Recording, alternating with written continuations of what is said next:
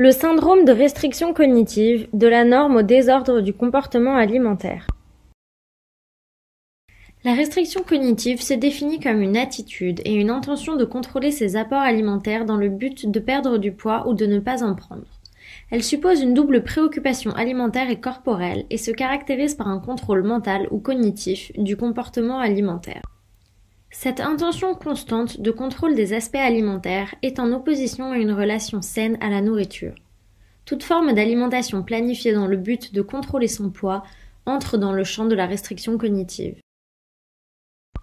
En effet, le fait de toujours être dans le contrôle alimentaire et de vouloir faire attention entraîne des régimes restrictifs à répétition. Au final, nous mangeons paradoxalement plus et plus mal que lorsque l'on cherche à manger moins et mieux. Arrivent alors les frustrations et les crises d'hyperphagie et de boulimie, ce qui entraîne évidemment une instabilité pondérale. L'estime de soi est alors dégradée et l'humeur des sujets changeante. Lorsqu'un individu décide de perdre du poids, il cesse de sélectionner sa nourriture en fonction du plaisir qu'elle va lui procurer, mais détermine ses choix à partir de ce qu'il sait ou ce qu'il croit savoir, des propriétés diététiques des divers aliments ou par ce qu'il a pu entendre par des sources non fiables. Il substitue la raison au plaisir en se contraignant à privilégier les informations cognitives au détriment de ses propres sensations physiologiques et ses envies pour choisir sa nourriture.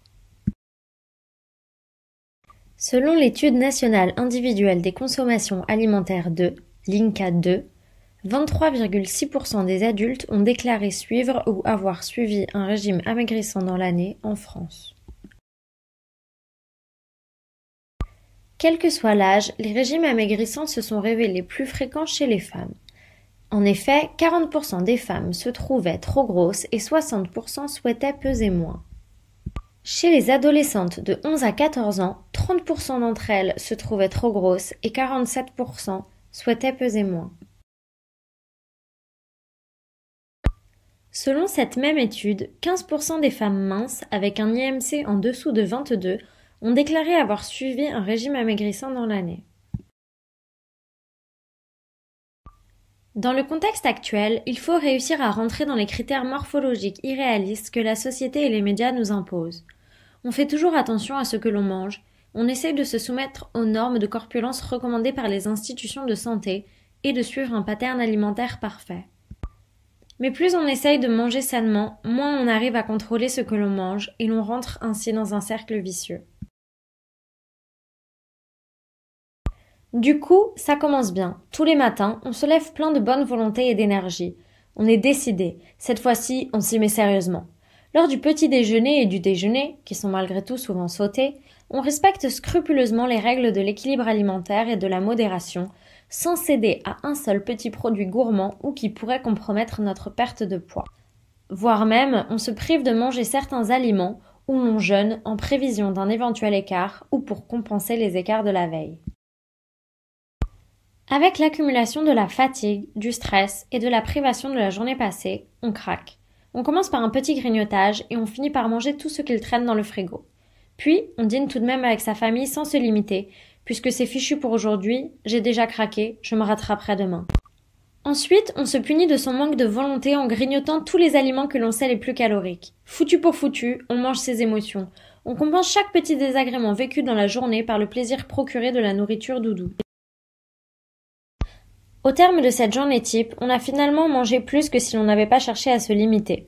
Les 1500 calories programmées le matin sont devenues au moins 2400 calories hyperlipidiques et glucidiques. Toutes ces calories ont été absorbées sans tenir en aucun compte des signaux physiologiques de faim et de satiété. On peut alors ressentir « j'ai une maladie, un attachement émotionnel à la nourriture, je suis addict, la vie est cruelle et c'est à cause de ma génétique que je mange autant ». L'obnubilation alimentaire est l'expression de la pulsion à manger. Penser à manger moins ou différemment, c'est d'abord penser à manger. Les aliments interdits deviennent les premiers aliments qui s'imposent à notre pensée et l'inaccessible les rend encore plus désirables. Plus le sujet va se restreindre, plus la frustration va être grande, et la pulsion alimentaire va se libérer avec d'autant plus d'énergie qu'elle avait été réprimée. Les prises alimentaires des sujets restreints sont soumises aux facteurs externes. Les consommations deviennent incontrôlables et sans rapport avec les signaux de l'appétit et des besoins nutritionnels. Il est désormais prouvé que les causes de l'hyperphagie et de la boulimie sont la restriction et le contrôle. Une des premières solutions que je peux vous apporter est un arrêt de la volonté du constant contrôle du poids par l'alimentation. La normalisation totale du comportement alimentaire, donc manger comme à ses habitudes selon ses envies sans se soucier de son poids, permet de banaliser la restriction. L'alimentation devient alors réellement intuitive et on ne pense plus à la nourriture constamment.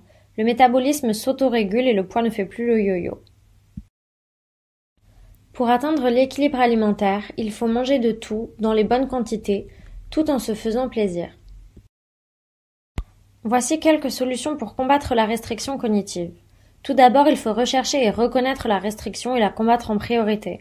Ensuite, prescrire la stabilité pondérale au lieu de l'amaigrissement. Puis insister sur la répartition des repas pour harmoniser les entrées et les dépenses et restaurer les signaux de faim et de satiété. Puis réhabiliter les aliments qui avaient été proscrits et encourager les dépenses par l'activité physique. On peut aussi proscrire le régime en substituant le qualitatif par le quantitatif. Voici un aperçu de la restriction cognitive, comment elle peut être exprimée et comment solutionner ce problème. J'espère que vous vous serez retrouvés dans ces explications. Sachez que si vous vous obstinez à vouloir changer votre poids pour changer votre vie, il est alors une difficulté psychologique en plus que de simples mesures diététiques. Ne vous cantonnez pas à suivre des régimes tendances, mais apprenez à manger comme vous l'entendez, et votre corps vous le rendra et vous accompagnera sur le chemin désiré.